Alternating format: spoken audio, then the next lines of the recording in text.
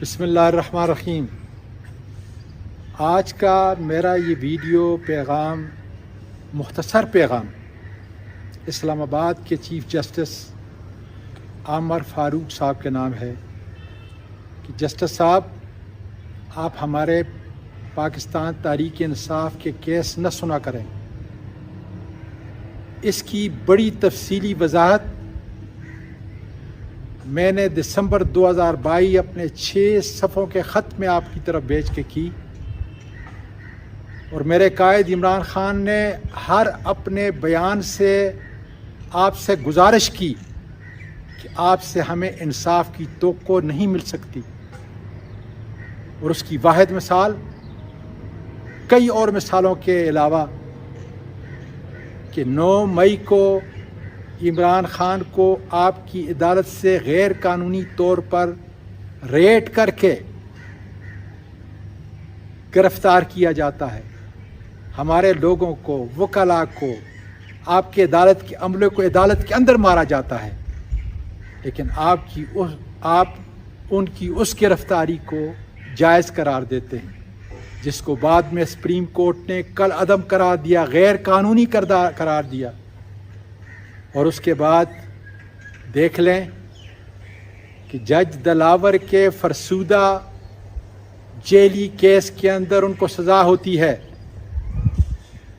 اور آپ سسپینشن کی بجائے 15 دن کی تاریخ دیتے ہیں۔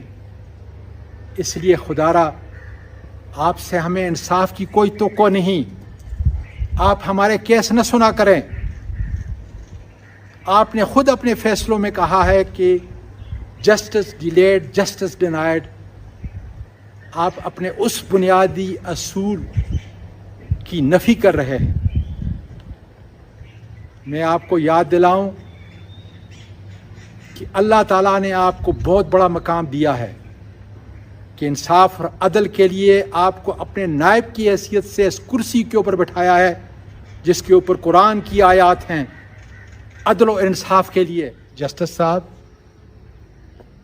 آج میں قانون کے طالب علم کی حیثیت سے،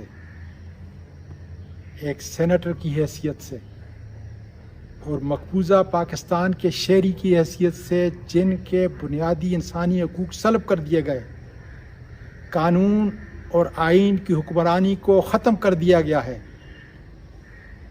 اور آپ کا سب سے بڑا کام میرا تحفظ کرنا تھا۔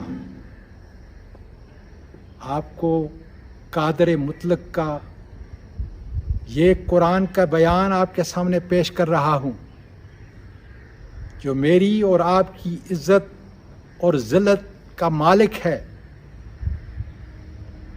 انا الینا ایابہم ثم انا علینا حسابہم، کہ اس کی پکڑ بڑی سخت ہے، مجھ سے اور آپ سے ضرور حساب لے گا۔